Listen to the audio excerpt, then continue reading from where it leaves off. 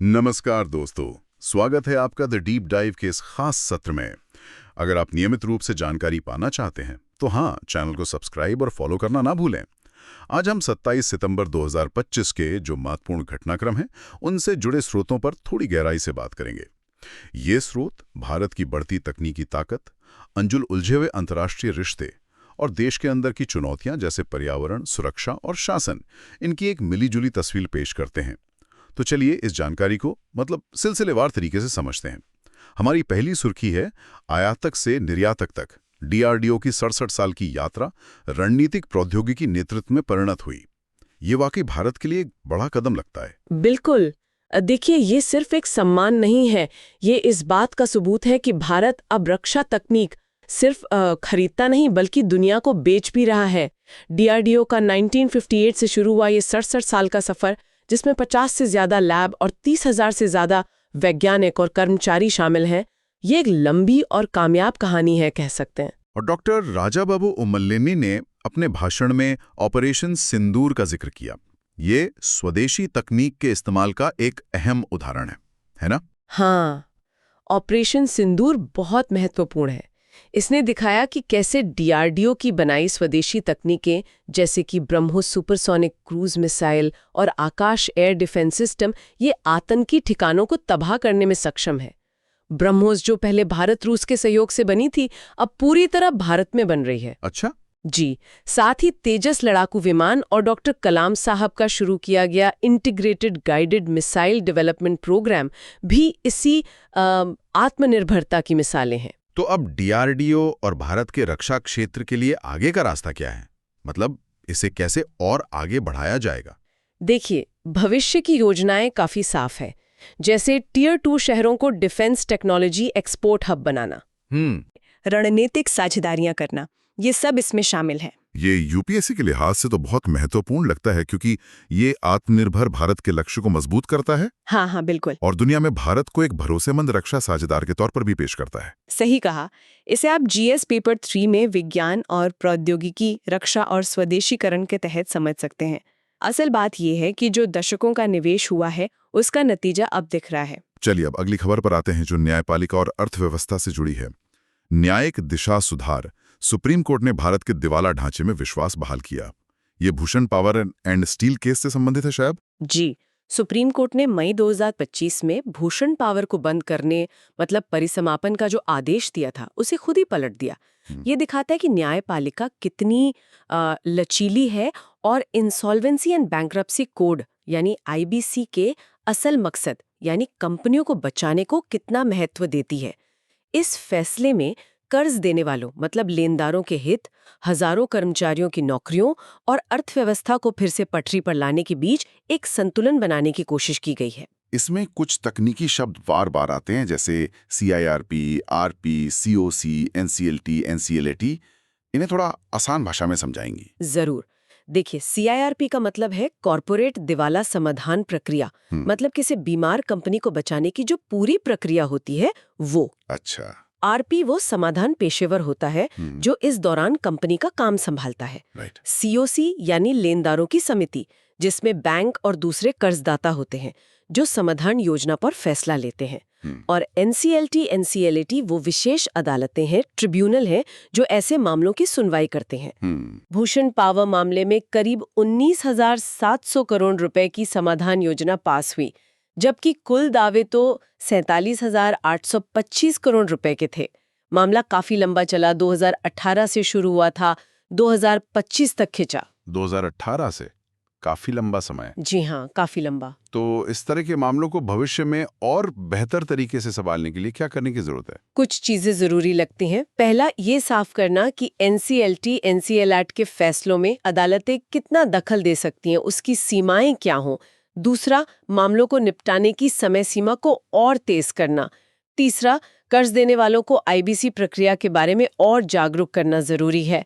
और चौथा, इन ट्रिब्यूनलों के सदस्यों के लिए खास ट्रेनिंग का इंतजाम करना। और यूपीएससी के छात्रों के लिए इसका क्या महत्व है? ये कैसे प्रासंगिक है? ये फैसला भारत की पारदर्शी और भरोसेमंद दिवाला समाधान प्रक्रिया के प्रति जो प्रतिबद्धता है, उसे मजबूत करता है।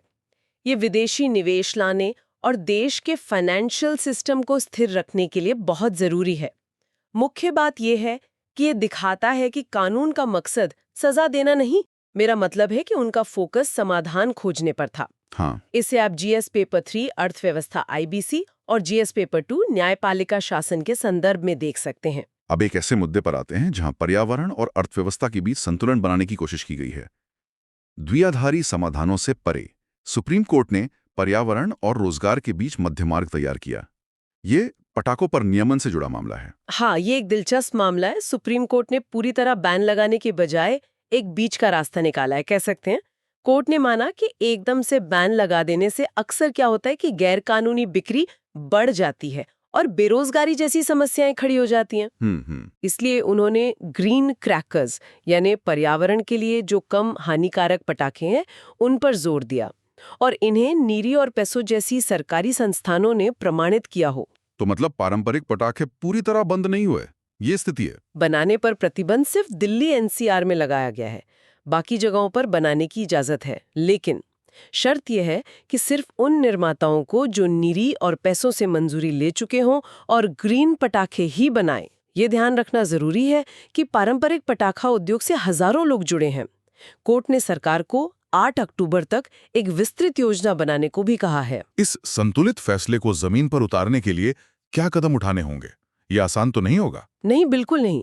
कई चीजें करनी होंगी, जैसे पारंपरिक निर्माताओं को ग्रीन पटाखे बनाने की तकनीक देना, जो प्रभावित मजदूर हैं उनके लिए रोजगार के दूसरे इंतजाम करना, नियमों को सख्ती से लागू करना और लगातार निगरानी रखना। हाँ, निगरानी जरूरी है। जी, और लोगों को ग्रीन पटाखों के फायदों के बारे में जागरूक करना भी उतना ही जरूरी है। यूपीएससी की तैयारी करने वालों के लिए ये क्यों खास है? ये केस स्टडी दिखाता है कि पर्यावरण नीतियां बनाते समय सामाजिक आर्थिक असर का ध्यान कैसे रखा जा सकता है। ये जो संतुलित नजरिया है, शायद भारत में प्रदूषण कंट्रोल के दूसरे उपायों के लिए भी एक मॉडल बन सकता है। मुख्य बात यह है कि ये सब कुछ या कुछ नहीं वाले नजरिए से हटकर है। इसे आप जीएस पेपर 3 पर्यावरण अर्थव्यवस्था और जीएस पेपर 2 शासन नीति निर्माण से जोड़कर देख सकते हैं। अब थोड़ा अंतर्राष्ट्रीय मंच की ओर चलते हैं। अगली सुर्खी है, रणनीतिक स्वायत्ता परीक्षण के तहत भारत ने नाटो के भू राजनीतिक नैरेटिव को दृढ़ता से खारिज किया। ये नाटो महासचिव मार्क रूट के बयानों पर भारत की प्रतिक्रिया से जुड़ा है। तंत्र विदेश नीति यानी रणनीतिक स्वायत्ता का एक बड़ा उदाहरण है, कह सकते हैं। ये घटना दिखाती है कि भारत कैसे एक मुश्किल स्थिति संभाल रहा है। एक तरफ वो अमेरिका और पश्चिमी देशों का साझेदार है, दूसरी तरफ रूस जैसे देशों से भी अपने रिश्ते बनाए रखना चाहता है, खासकर अपनी ऊर्जा जरूरतों के लिए। यहाँ रणनीतिक स्वायत्ता और पारस्परिक टैरिफ जैसे शब्द आए, इनका क्या मतलब है, थोड़ा समझाएंगी? हाँ, रणनीतिक स्वायत्ता का मतलब है कि भारत किसी सैनिक गुट जैसे नाटो का हिस्सा नहीं है और अपनी विदेश नीति के फैसले अपनी जरूरतों और सिद्धांतों के हिसाब से लेता है, स्वतंत्र रूप से। पारस्परिक टैरिफ का मतलब होता है जवाबी कार्रवाई में लगाए गए टैक्स। जैसे अगर कोई देश भारतीय सामान पर टैक्स बढ़ाता है तो भारत भी उसके सामान पर टैक्स लगा सकता है। अच्छा। नाटो ने एक तरह से धमकी दी थी कि भारतीय सामान पर 50% टैरिफ और रूस से तेल खरीदने पर 25% अतिरिक्त जुर्माना लगाया जा सकता है। ये तो भारत के लिए काफी मुश्किल स्थिति है, खासकर जब रूस से सस्ता तेल मिल रहा है। निश्चित रूप से 2022 के बाद से भारत रूस से समुद्री रास्ते से आने वाले कच्चे तेल का सबसे बड़ा खरीदार बन गया है। ये भारत की 1.4 अरब आबादी के लिए ऊर्जा सुरक्षा और महंगाई कंट्रोल करने के लिहाज से बहुत अहम है। हाँ। दूसरी तरफ अमेरिका के साथ भारत की अरबों डॉलर की साझेदारी है, इसलिए भारत को बहुत संभल कर चलना होगा। उसे अपने तेल आयात के स्रोत और बढ़ाने होंगे, गुटबाजी से बचते हुए बहुपक्षीय मंचों जैसे यूएन, G20 उन पर अपनी बात रखनी होगी, देश में रिन्यूएबल एनर्जी पर जोर देना होगा और कूटनीतिक बातचीत खुली रखनी होगी ताकि गलतफहमियां ना बढ़ें। यूपीएससी के नजरिए से ये घटना क्यों महत्वपूर्ण है? ये मामला दिखाता है कि भारत कैसे बड़ी शक्तियों के साथ रिश्ते गहरे करते हुए भी अपनी स्वतंत्र विदेश नीति बनाए रखने की कोशिश कर रहा है। ये भारत के एक जिम्मेदार ग्लोबल प्लेयर बनने के सफर में एक अहम परीक्षा है और हाँ, यूपीएससी के लिहाज से देखें तो ये जीएस पेपर 2 मतलब इंटरनेशनल रिलेशंस के लिए काफी महत्वपूर्ण टॉपिक है। जी, खासतौर पर भारत की विदेश नीति, भारत यूएस, भारत रूस, नाटो, इन सब को समझने के लिए मुख्य बात यह है कि भारत दबाव में आने से इनकार कर रहा है।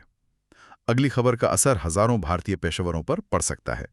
स्थगित सपने, ट्रंप के वीजा बम ने रिवर्स ब्रेन ड्रेन की चिंताओं को हवा दी। ये वाकई एक बहुत बड़ा बदलाव है। अमेरिका का जो H-1B वीजा है, जो कुशल विदेशी पेशेवरों को मिलता है, हाँ, उसकी फीस 2000-5000 से बढ़ाकर $1,00,000 कर देना, मतलब लगभग 6000% की बढ़ोतरी। 6000%, ये तो बहुत ज्यादा है। जी, बहुत ज्यादा। ये अमेरिकी इमिग्रेशन पॉलिसी में भूचाल लाने जैसा है।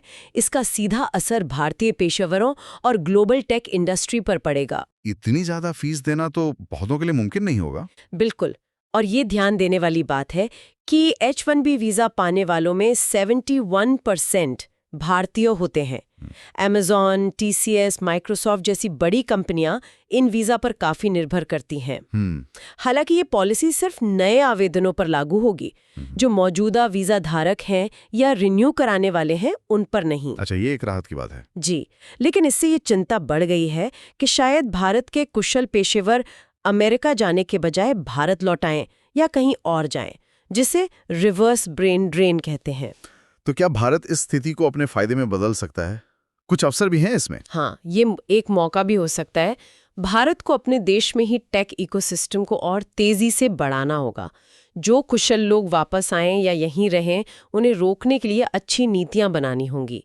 अमेरिका के अलावा दूसरे वीजा विकल्प जैसे O1, L1 उन्हें तलाशने होंगे और कनाडा, ऑस्ट्रेलिया, यूरोप जैसे दूसरे विकसित देशों के साथ समझौते करने होंगे ताकि भारतीय प्रोफेशनल्स को वहां मौके मिले। यूपीएससी के लिहाज से इसके क्या मायने हैं? ये चुनौती भारत को एक ग्लोबल टेक हब बनने की रफ्तार तेज करने का मौका दे सकती है। साथ ही अगर अनुभवी पेशेवर वापस लौटते हैं तो भारत के घरेलू टैलेंट पूल को भी मजबूती मिल सकती है। इसे आप जीएस पेपर 2 अंतर्राष्ट्रीय संबंध, प्रवासी भारतीय और जीएस पेपर 3 अर्थव्यवस्था आईटी क्षेत्र के तहत देख सकते हैं। मुख्य टेकअवे ये है कि वैश्विक नीतियां कैसे सीधे भारतीय प्रतिभा और अर्थव्यवस्था को प्रभावित करती हैं। अब जरा शासन के तरीके पर बात करते हैं। मोदी विधि, अनुशासित दृष्टि और प्रणालीगत कार्यान्वयन के माध्यम से शासन को बदलना, ये एक दिलचस्प विश्लेषण लगता है। जी, ये लेख प्रधानमंत्री मोदी के काम करने के तरीके का विश्लेषण करता है। इसमें बताया गया है कि उनका जोर बारीक तैयारी, नतीजों पर फोकस और आम आदमी को ध्यान में रखकर नीतियां बनाने पर रहता है। तो बात यह है कि इस तरीके ने भारत के सरकारी कामकाज के कल्चर और नीतियों के असर को बदला है। इसमें जेएम, ट्रिनिटी, डीबीटी, जीएसटी जैसे कुछ शब्द हैं जो अक्सर सुनाई देते हैं। ये इसी मॉडल का हिस्सा है। हाँ, बिल्कुल। जैम यानी जनधन खाते, आधार और मोबाइल को जोड़ना। डीबीटी यानी डायरेक्ट बेनिफिट ट्रांसफर, जिससे सब्सिडी सीधे लोगों के खाते में जाती है। और जीएसटी यानी गुड्स एंड सर्विस टैक्स। ये सब इसी शासन मॉडल के उदाहरण हैं। लेख में ये भी बताया गया है कि बैठकों में बहुत तैयारी और डेटा एनालिसिस होता है और फोकस अंत्योदय यानी समाज के सबसे गरीब व्यक्ति तक लाभ पहुंचाने पर रहता है। इस गवर्नेंस मॉडल को और प्रभावी बनाने के लिए क्या किया जा सकता है? कुछ सुझाव? इसे और मजबूत करने के लिए सभी मंत्रालयों में परफॉर्मेंस मापने के तरीके तय करना, डिजिटल गवर्नेंस को राज्यों तक फैलाना, नीतियों में सुधार के लिए लोगों से फीडबैक लेने का एक सिस्टम बनाना और इसी मॉडल पर आधारित लीडरशिप ट्रेनिंग प्रोग्राम चलाना जैसे कदम उठाए जा सकते हैं। यूपीएससी की तैयारी करने वालों के लिए इसका क्या महत्व है? ये दिखाता है कि कैसे प्रशासनिक सुधारों और टेक्नोलॉजी के इस्तेमाल से बड़े नीतिगत बदलाव लाए जा सकते हैं। ये विकासशील देशों में प्रभावी शासन के लिए एक केस स्टडी की तरह है। मुख्य बात यह है कि ये टॉप डाउन विजन और जमीनी कार्यान्वयन के तालमेल पर आधारित है।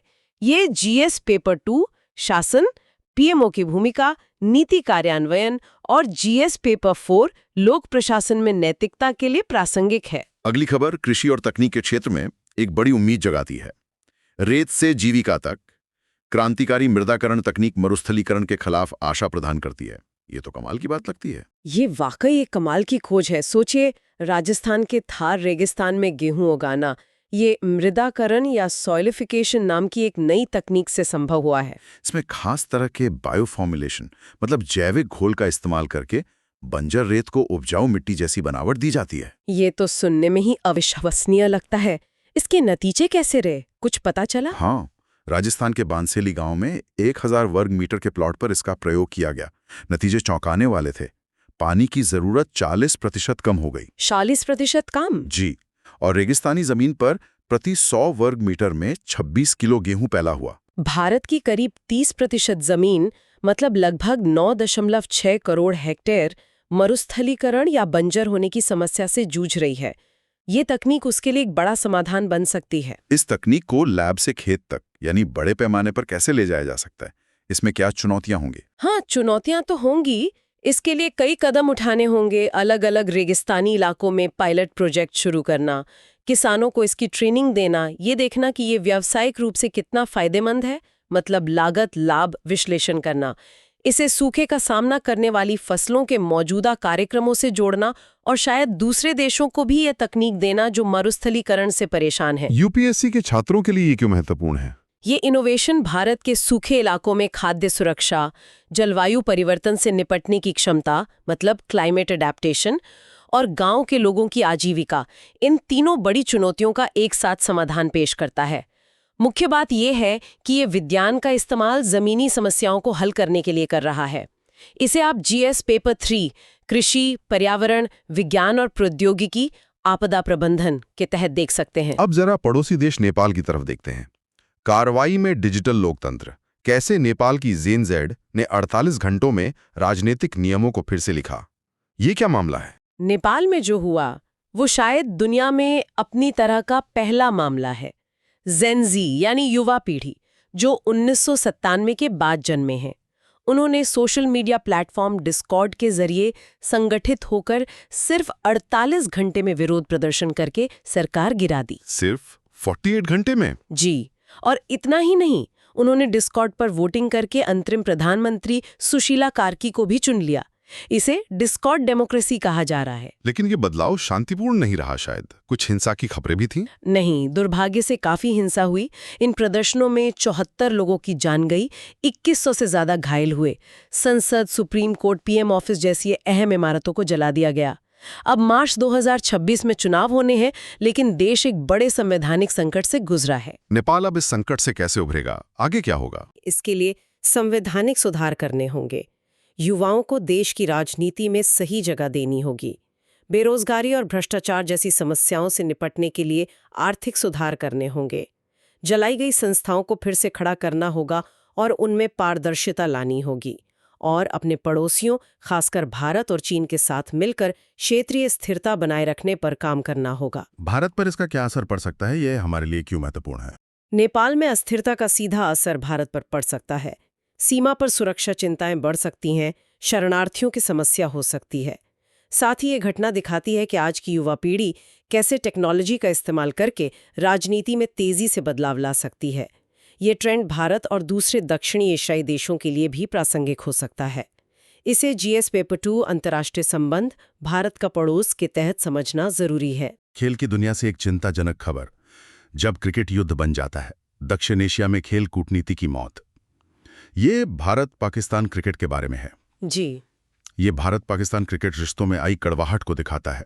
हाल के एशिया कप मैच में खिलाड़ियों का हाथ न मिलाना जैसी घटनाएं बताती हैं कि दोनों देशों के बीच जो राजनीतिक तनाव है वो अब खेल के मैदान तक पहुंच गया है, जबकि खेल को कभी लोगों को जोड़ने का एक जरिया माना जाता था। पिछले 10 साल से ज्यादा वक्त से दोनों देशों के बीच कोई द्विपक्षीय सीरीज नहीं हुई है। क्या ये खेल कूटनीति का अंत माना जाए? ये एक गंभीर सवाल है। भारत पाकिस्तान मैच दुनिया भर में करोड़ों लोग देखते हैं। ये सॉफ्ट पावर का एक जरिया हो सकता था जिससे शायद रिश्ते सुधारने में थोड़ी मदद मिलती। लेकिन कश्मीर हमले और सीमा पर तनाव के बाद हुए इस पहले मैच ने दिखाया कि अब खेल भी राजनीति से अछूता नहीं रहा। क्या इस स्थिति को बदलने का कोई रास्ता है या ये अब ऐसे ही चलेगा? कोशिश की जा सकती है, जैसे खेल आयोजनों को राजनीतिक तनाव से दूर रखने की कोशिश करना, किसी तीसरे देश मतलब न्यूट्रल वेन्यू में नियमित मैच करवाना, खिलाड़ियों और कलाकारों के आने जाने को बढ़ावा देना, युवा खिलाड़ियों के एक्सचेंज प्रोग्राम शुरू करना और शायद खेल को ही बातचीत शुरू करने का एक बहाना बनाना, एक विश्वास बहाली उपाय के तौर पर। यूपीएससी एस्पिरेंट्स के लिए ये मुद्दा क्यों अहम है? क्रिकेट भारत की सॉफ्ट पावर का एक बड़ा हिस्सा है। जब खेल का इस तरह राजनीतिकरण होता है तो ये क्षेत्रीय जुड़ाव और सांस्कृतिक आदान प्रदान का एक मौका गंवाने जैसा है। मुख्य बात यह है कि कैसे राष्ट्रीय हित और राजनीति सांस्कृतिक पुलों को भी प्रभावित कर सकते हैं। ये जीएस पेपर 2 अंतर्राष्ट्रीय संबंध भारत पाकिस्तान सॉफ्ट पावर का विषय है। अब बात करते हैं भारत के पूर्वोत्तर क्षेत्र की सुरक्षा स्थिति की। सुरक्षा बनाम अधिकार पूर्वोत्तर भारत का सतत संतुलन कार्य जारी है। ये AFSPA से जुड़ा है। जी, सरकार ने मणिपुर, अरुणाचल प्रदेश और नागालैंड के कुछ हिस्सों में armed forces special powers act यानी ASPA को और 6 महीने के लिए बढ़ा दिया है। ये कानून 1958 में बना था और ये अशांत क्षेत्रों में सुरक्षा बलों को विशेष अधिकार देता है। इसका विस्तार दिखाता है कि इन इलाकों में सुरक्षा चुनौतियां अभी भी बनी हुई हैं। लेकिन इस बार कुछ बदलाव भी है, जैसे मणिपुर घाटी के कुछ इलाकों को इससे बाहर रखा गया है। ये एक नई बात है। बिल्कुल, मणिपुर घाटी के 13 पुलिस स्टेशनों के इलाकों को ASPA के दायरे से बाहर रखा गया है। ये एक अहम बात है।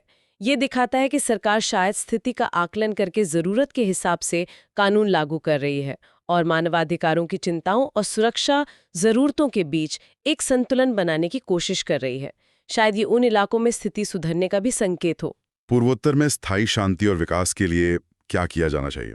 ये एक लंबा और जटिल सवाल है। इस सुरक्षा की जिम्मेदारी सेना से नागरिक प्रशासन को सौंपना, आर्थिक विकास के कार्यक्रम चलाना ताकि युवा हथियार न उठाएं, स्थानीय संस्कृतियों और पहचान का सम्मान करना, अलग अलग समुदायों के बीच बातचीत बढ़ाना और बॉर्डर पर इंफ्रास्ट्रक्चर जैसे सड़कें, पुल उन्हें बेहतर करना ताकि कनेक्टिविटी बढ़े। यूपीएससी के नजरिए से इसकी क्या अहमियत है? पूर्वोत्तर की स्थिति भारत के संघीय ढांचे मतलब फेडरलिज्म और विविधता में एकता बनाए रखने की क्षमता की परीक्षा है। यहाँ सुरक्षा और मानवाधिकारों के बीच संतुलन कैसे साधा जाता है, इसका असर पूरे देश पर पड़ता है, खासकर अल्पसंख्यक अधिकारों और क्षेत्रीय स्वायत्तता के मुद्दों पर। मुख्य बात यह है कि राष्ट्रीय सुरक्षा और स्थानीय आकांक्षाओं में तालमेल कैसे बिठाया जाए।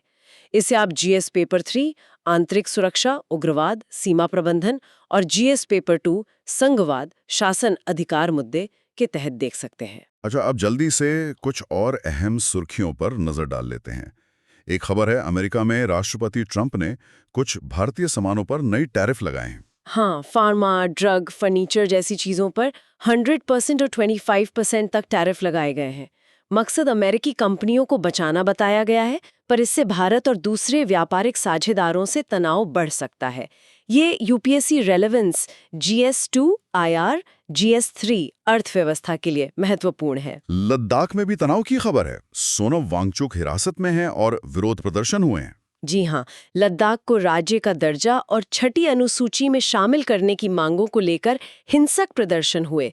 ये यूपीएससी रेलेवेंस GS2 राजव्यवस्था, अधिकार, GS3 सुरक्षा के लिहाज से अहम है, खासकर आदिवासी अधिकार और केंद्र प्रशासित प्रदेशों के शासन के संदर्भ में। जम्मू कश्मीर से अच्छी खबर है, पहलगाम हमले के बाद पर्यटन स्थल फिर खुल गए हैं। हाँ, ये सुरक्षा स्थिति में सुधार और अर्थव्यवस्था को पटरी पर लाने की कोशिश का संकेत है।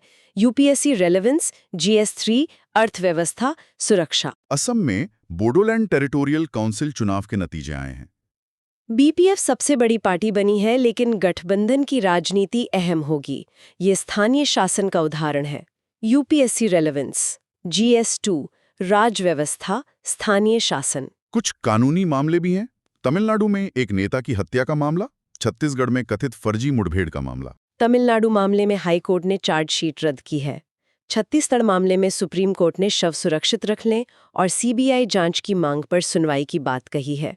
ये न्यायपालिका और मानवाधिकार से जुड़े मुद्दे हैं। यूपीएससी रेलेवेंस GS2 न्यायपालिका, GS3 सुरक्षा LWE, GS2 मानवाधिकार। हरियाणा में अवैध पेड़ कटाई और मध्य प्रदेश में हिरासत में मौत का मामला भी सुर्खियों में है। हरियाणा में NGT ने वन भूमि पर कटाई का खुलासा किया है। मध्य प्रदेश मामले में सुप्रीम कोर्ट ने पुलिस पर सवाल उठाए हैं। ये पर्यावरण कानून और पुलिस सुधार से जुड़े हैं। यूपीएससी रेलेवेंस, GS3 पर्यावरण, GS2 न्यायपालिका, पुलिस सुधार, मानवाधिकार। लद्दाख की छठी अनुसूची के इतिहास और उस पर कांग्रेस की प्रतिक्रिया भी खबरों में है। ये दिखाता है कि कैसे संवैधानिक दर्जे का मुद्दा राजनीतिक बहस का हिस्सा है।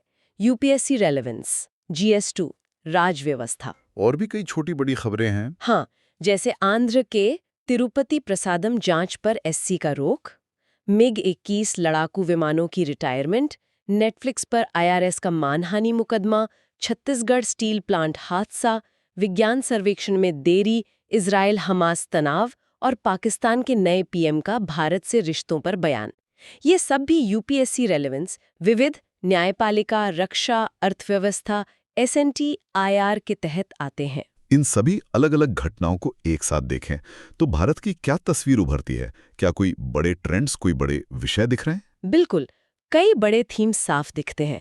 पहला, तकनीकी आत्मनिर्भरता, चाहे वो DRDO की रक्षा तकनीक हो या रेगिस्तान को हरा करने वाली वो मृदाकरण तकनीक।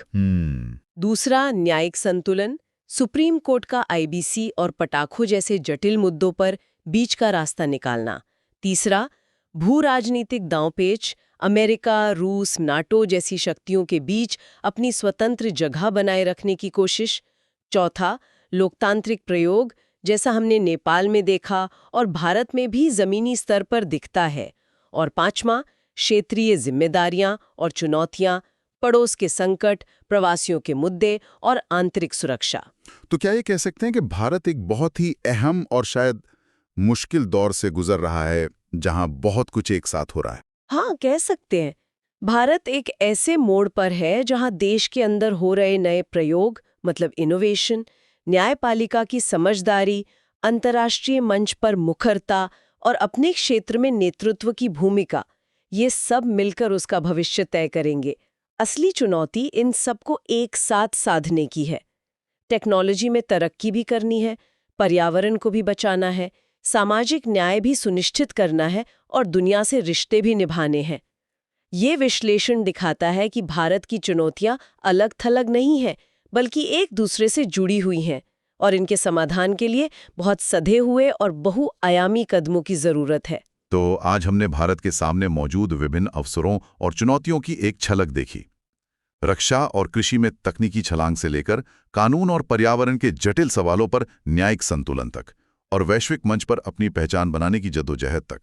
पड़ोसी देशों के हालात और आंतरिक सुरक्षा के मुद्दे भी इसमें अहम परतें जोड़ते हैं। लेकिन याद रखने वाली बात यह है कि असली तरक्की सिर्फ बाहरी दुनिया में धाक जमाने से नहीं आएगी, बल्कि देश के अंदर संतुलन, सबका विकास, मतलब समावेशी विकास, और लोकतांत्रिक संस्थाओं की मजबूती पर भी उतनी ही निर्भर करेगी। ये एक अहम बिंदु है। उम्मीद है ये विस्तृत चर्चा के लिए जानकारी भरी और उपयोगी रही होगी।